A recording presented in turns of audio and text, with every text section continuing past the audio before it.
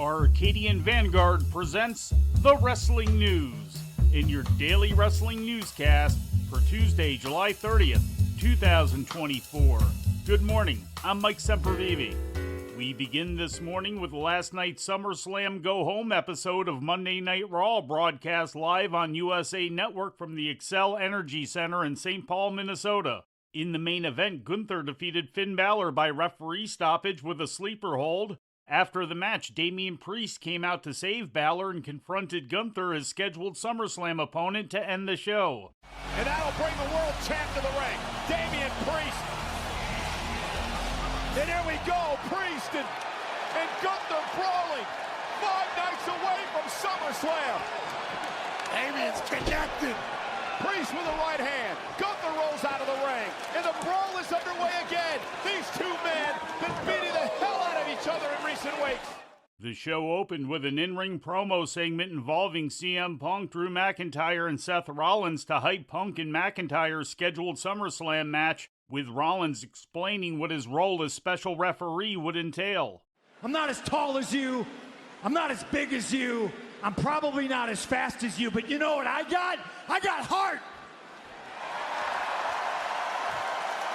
You know what I got? I got the people chanting my name.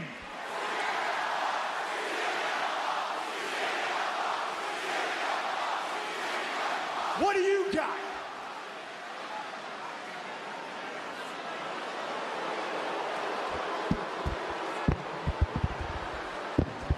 They cannot touch. Take it from me, Punk. Take it from me. You have no idea what's coming for you. No idea what I'm going to do. That is the bracelet that Drew McIntyre took from CM Punk. It has his wife's name and his dog's name on it. It means the world to Punk. And now it becomes personal, it becomes emotional, it becomes physical Saturday at SummerSlam.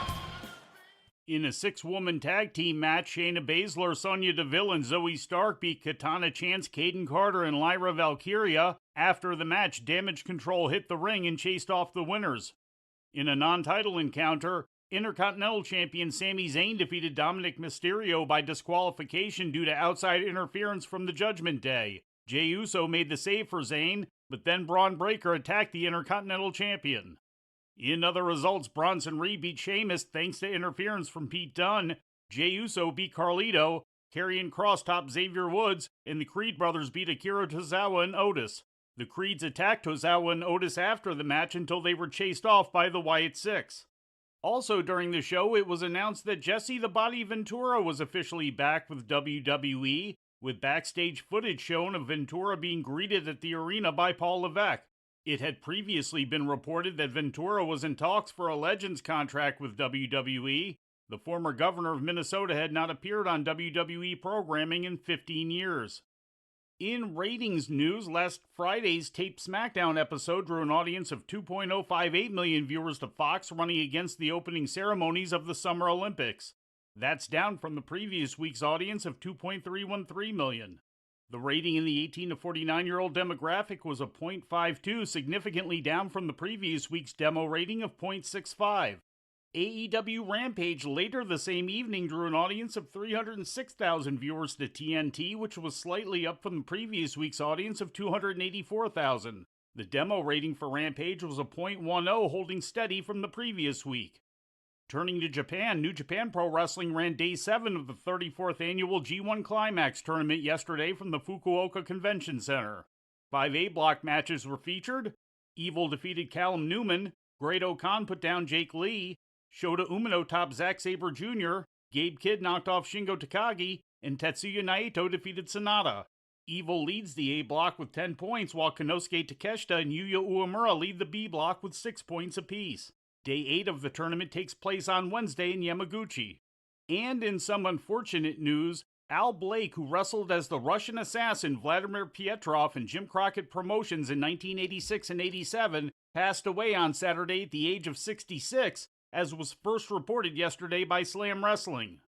Blake was trained to wrestle by Eddie Sharkey and debuted using a Soviet gimmick as a protege of Ivan Koloff to replace Crusher Khrushchev, aka Barry Darsow, who had gone to the WWF to become Smash of Demolition. He spent less than a year in JCP and also wrestled for the Universal Wrestling Federation in 1987 during the two companies' short-lived partnership before Jim Crockett Promotions completely absorbed the UWF. As Pietroff, he challenged Nikita Koloff several times for the NWA United States title and also teamed with Ivan Koloff and the Angel of Death to challenge the Rock and Roll Express for the NWA World Tag Team title. Blake also surfaced in the WWF in 1990 wrestling as an enhancement talent under his real name, but by 1992 had retired from the business.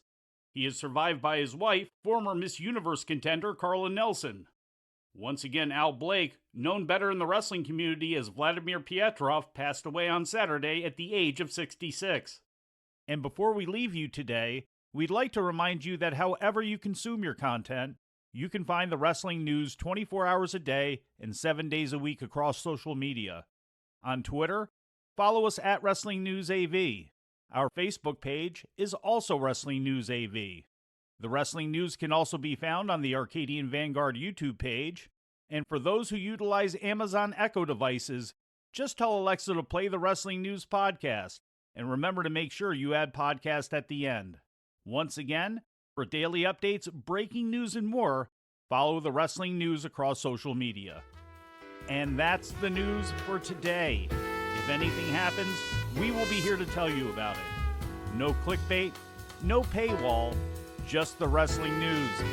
The Wrestling News is a division of Arcadian Vanguard, and the Wrestling Newscast is a production of the Arcadian Vanguard Podcast Network.